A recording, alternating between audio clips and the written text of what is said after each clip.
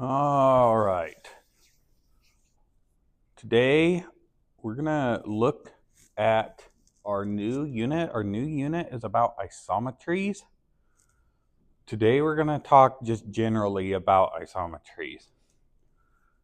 So there's going to be an isometry is when two shapes are congruent. So it just means that we've moved one shape and we've done something with it to get a copy of that shape where our copy itself is congruent. And first of all, a transformation is an operation that maps an original geometric figure onto a new figure. So anytime we're taking something and mapping one shape onto a new shape, that is a transformation. So we're going to take a look at those. There's a few different types, but we are specifically going to look at isometries this unit, where an isometry is a transformation that keeps the shapes congruent to themselves. So there are, or to each other, I guess. So there are transformations that do not keep that. That's mostly called a scale, but we're going to talk about that in a different unit. The first one we're going to talk about is a reflection, or also known as a flip. A reflection is a transformation over a line called the line of reflection. And this is exactly what you're thinking, like a mirror. So here we've got our line of reflection. So this is our line of reflection. And we've taken this shape and flipped it or reflected it over the line of reflection. And we're going to talk more in depth about reflections, I think, next time. I can't remember exactly. I think they're in the order they appear on this paper that we talk about them here. But we're going to spend in-depth days over each one of these. So generally, a reflection is a transformation over a line called the line of reflection.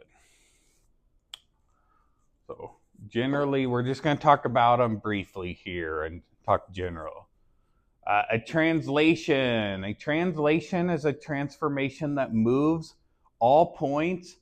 And let me go with this. For reflection, we've reflected it. Okay, sorry about that. A translation, or also known as a slide, is a transformation that moves all points of the original figure the same distance in the same direction. And so we've just taken this figure and slid it over there. So we've taken it, translated it, moved it over here.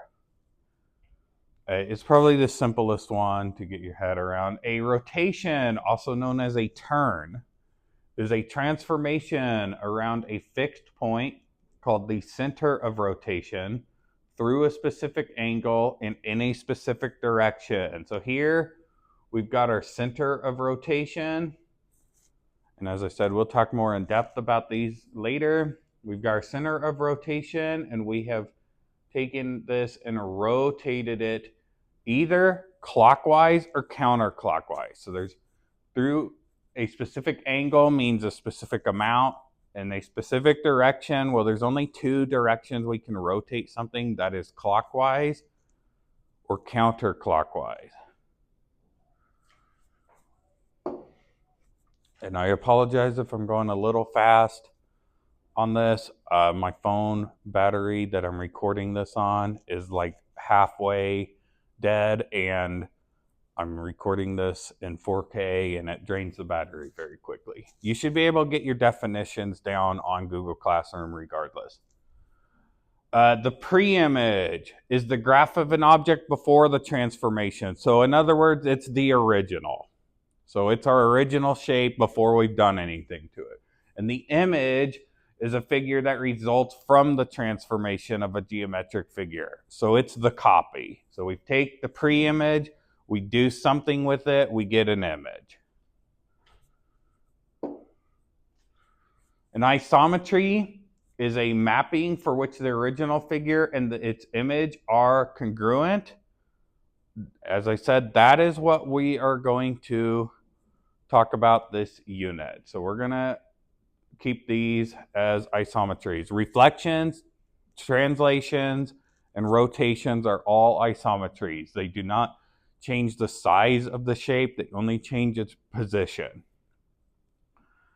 An isometry is also called something else, and I am blanking on it. Give me 1 second here. See if I can find this.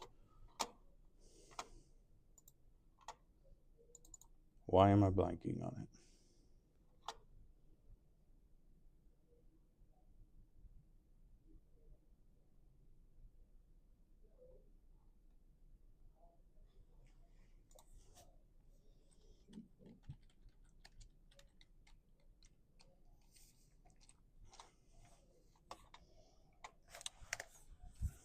Rigid motion. I apologize. I don't know why I was forgetting it. It's also called a rigid motion. So you might hear that term. We're going to generally stick with isometry. Okay, a mapping statement is a statement that tells you which parts of the pre-image are mapped to which parts of the image. So it tells us what corresponds with what. Okay, as I said, if you need more time on those, you can look in your notes on Google Classroom. Otherwise, if you have any questions, please ask me when I return. Does this transformation appear to be an isometry? Explain. So we're asked here on number 1, does it appear to be an isometry? So in other words, do they appear to be congruent? Well, on A, I would say yes. So this one's our pre-image, our original, and this is our copy, our image. I would say yes. And why? Well, they are the same shape and size. So one of them looks like it's either been rotated or maybe we just reflected it, but they are the same shape and size. As for B, I would say no, because these are not the same size. One of them's clearly smaller than the other. So in this unit, most of the stuff will be to scale. P is our original, and P prime here, the one with the apostrophe, is what we labeled the image as. So we're going to use that notation a lot. Our original, and then prime means our image. So with the apostrophe means prime. Number 2, name the transformation that maps the pre-image onto the image. For A, well, this could be a couple things. If it's not facing the same exact direction, then it cannot be a translation. So that rules that one out because this one's pointing right, this one's pointing down. However, it could be a rotation. We could take this arrow, rotate it clockwise or counter, and make it point down. It could also be a reflection. So if you reflected it over like a diagonal line like this, it could point down as well. And we'll talk more about that when we get to it. So this one could also be a reflection.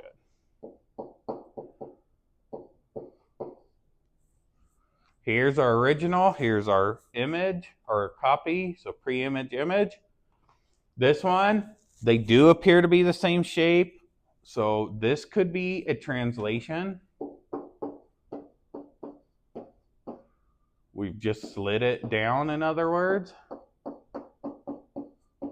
It could also be a reflection if you reflected it like that. So, reflection. I would say the one that it can't be is a rotation. So, and we'll talk about that. If you rotate something 360 degrees, well, then you haven't rotated it. So, and then last one, C here. The most obvious one is just a translation that we slid it.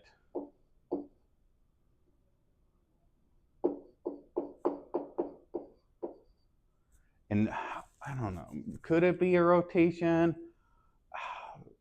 maybe if you did it, because it's a pentagon, and we'll talk about symmetry at a later date, but because it's a pentagon, you can take a pentagon and rotate it to where this point's facing straight up. And if you do that, then it looks the exact same. So maybe a rotation.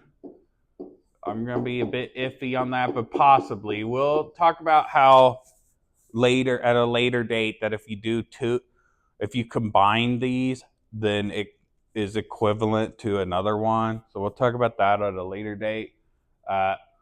The one I have a hard time seeing would be a reflection. I don't think it could be, because if you reflect it, because it's down, if it was exactly across, I would say yes, mirror image, but because it's down, you'd have to reflect it at some type of angle.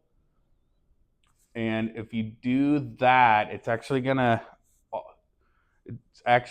to, I mean, maybe, possibly, if it's a perfect angle, but if you do reflect it at an angle, it's also going to like flip this to where that's moved a bit. So I have a hard time saying reflection, so I'm not going to.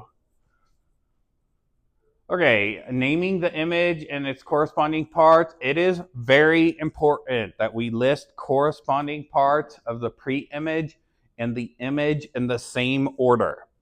So just like how we just got done with congruent triangles, how we did what point corresponds with what point, and you had to list them in the same order there, we have to do that for any congruent figures, anything that's gone through a transformation. We always have to do that. So we always must list them in the same order. So number one here, list the image of angle F. Well, that's easy. This is angle F, and this is my copy, and we're given our mapping statement here. So it says EFG maps onto E prime, F prime, G prime, H prime. Well, because they're in the same order, if you couldn't tell just by looking at the figure itself, which you can on this one, you can tell by which position it is. EF is in second, F prime is also in second. So F maps to angle F prime. Name the corresponding sides. Well, there's a side EF that maps to E prime, F prime. EF and side EF and side E prime, F prime. Of course, you can just see that on this picture. Then there is FG and F prime, G prime, GH, and G prime, H prime. And then the last side would be HE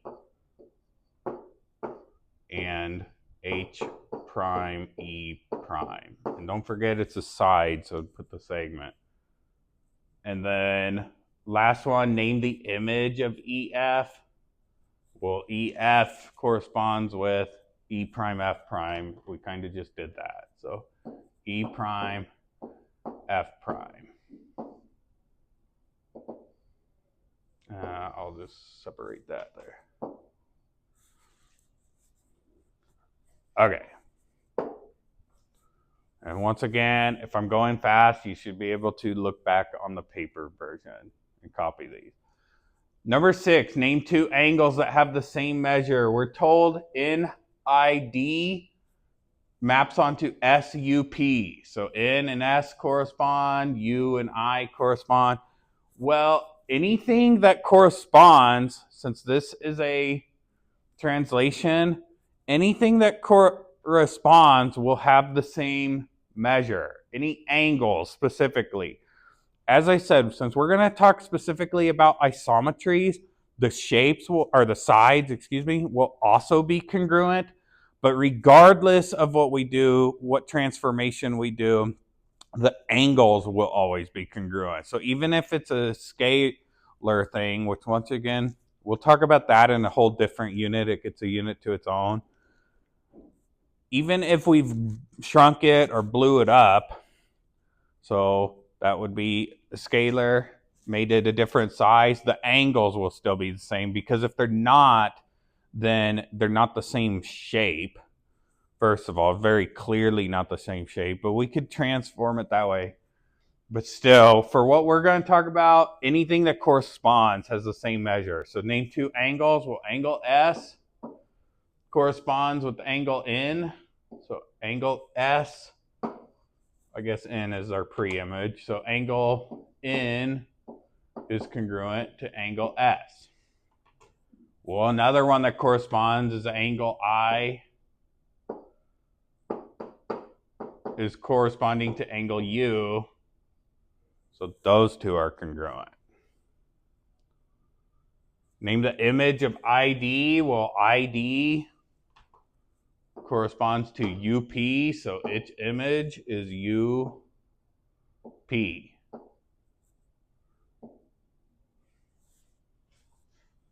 we go. Okay, triangle MNO. We're asked here, we're given the pre-image, we want to name the image. So number 8, we're told the pre-image is triangle MNO. We're asked, well, what does that correspond to or map onto? Well, MNO maps onto, this one has a different angle for this vertex angle here. So it's clearly not that. It does map here. These match 50, 50, 25, 2.3, those things match. So it will map onto here. Well, MNO has to match to UTS because 50 and 50 match, 2.3 and 2.3, and 25 and 25. And I don't know that this is isosceles. We're just, I mean, it looks like that, but we're not given that for sure. In fact, it can't be, because this would be,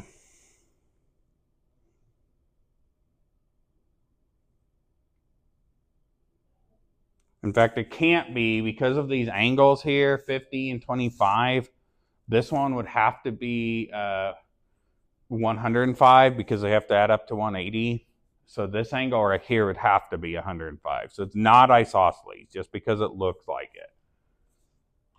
So 50 matches to 50, so angle M matches to triangle U, so triangle N matches to T, and then O matches to S, so that's our leftover.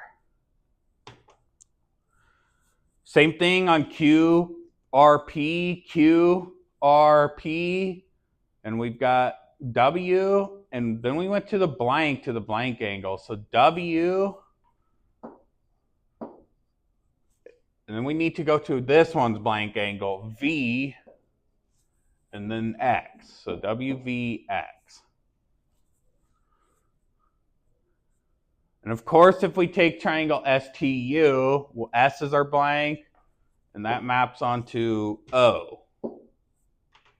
So triangle O, and then T maps to N, and then we're left with M. So STU and ONM. So just like last unit, we have to name them in the correct order. So you can name the first one however you like, but you have to name the second one in the corresponding order.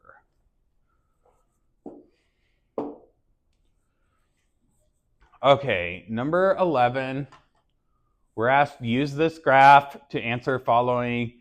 Number 11, figure ABCDE maps onto, well, we need to figure out what A maps with. Well, A and F, this clearly looks like a reflection. Like we've taken it, flipped it over. So A, B, C, D, E is going clockwise. Well, one trick is if we can figure out what angle A maps up with, angle A maps up to F. Well, since this one was clockwise and we've reflected it, if you rotated it or translated it, and you went clockwise here naming it, then if you rotate it or translate it, then you have to go clockwise when naming your image.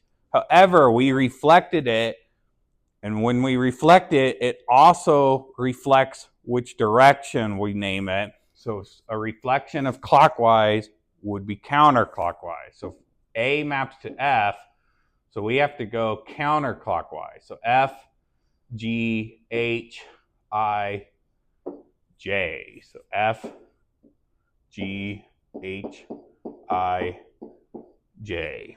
And I think this is should be pretty easy for you. In fact, normally I would call students to the board for this whole section. Name and describe the transformation. We already talked about that a bit. It looks like a reflection.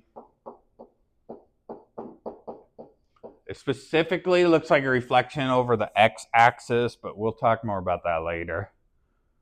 Name two sides with the same measure. Well, any two corresponding sides have the same measure. So AB, we'll just go with that one. AB and FG correspond, so they're congruent. AB is congruent to FG.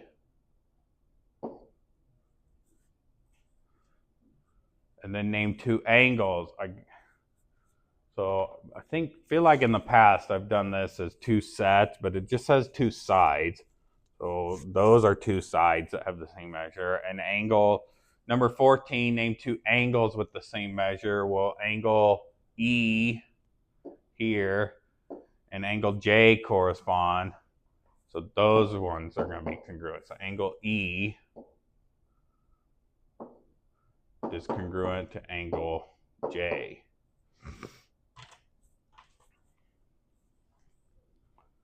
And then name the coordinates of the pre-image of point G. Aha, this is the trick question. So these last two are trick questions that most students end up messing up. And unfortunately, I do wish I'd be here to watch, because every year somebody always falls for it. So as I said, I would normally call students to the board. Well, we're asked to name the coordinates of the pre-image of point G. Well, point G is at 3, -4. However, I don't care about point G's coordinates. I'm asked for the coordinates of point G's pre-image. Well, point G's pre-image is point B. So we're actually being asked, what are the coordinates of point B? Point B is at 3, 4. So this would be point B at 3, 4. And same with 16. So point G is B maps onto G, so G's pre-image is B. 16, name the coordinates of the image of point A. And you would think students would learn from this one, but you'll still get most of you messing up, or a good chunk of you guys messing up. The coordinates of the image of A, well, A is at 1, 2. I'm not asked its coordinates. I am asked what its image's coordinates are. Well, A's image is F. And I'm asked what F's coordinates are. Well, F's coordinates are at 1, -2 for F. 1, -2. So be careful when reading it. Make sure you're actually reading it correctly. I'm not asked for the coordinates of G or A. I'm asked for the coordinates of their pre-image and image. Okay, and then lastly, I think this is actually the easiest part. We're told HIJK maps onto LM and O, and we're wanting to solve for our missing variables. So HI maps onto M here. Well, I is 15y and M is a right angle. Well, because they map, they have to be congruent. So 15y, if they're congruent, then we can set their measures equal to each other. So 15y has to equal 90. Well, divide by 15. You should get y equals 6. And same here, JK maps onto NO. Well, JK is 3x and O is 18. Anything that maps is congruent, so we can set those equal to each other. So 3x must equal 18, so divide by 3, and you should get that x equals 6 as well.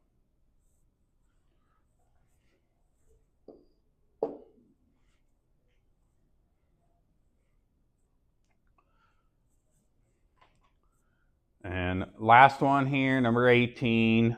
I think there was no number for some reason, so that's why it's off slightly. Number 18, we're told ABC maps onto figure DEF. And you can always tell what shape it is just by how many points it's got. There's 3 and 3. It's going to be a triangle. Well, in this unit anyway. ABC maps onto DEF. Angle B is 30. It maps onto angle E, which is 5y. 30 equals 5y. Divide by 5 on both sides. Should get that 6 equals y. And then the last one, BC is 2x plus 4. Well, BC has to be congruent to EF because they map to each other. So those are congruent. Those are congruent. On this previous one, these are congruent. That's congruent. If you want to draw that, you don't have to. Anyways, last one, 2x plus 4 equals 20. They're congruent, so we can set them equal to each other. Minus 4 on both sides. 2x equals 16. Divide by 2 on both sides, and we get x equals 6. No, joking. It's 8. So this is the only one that's not 6. So we get to x equals 8. Okay, once again, I went through this fairly quickly. If you have any questions, please ask when I return. Otherwise, I want you to work on the assignment on MathXL. You do not need to show me your work for this. I don't think so. Well,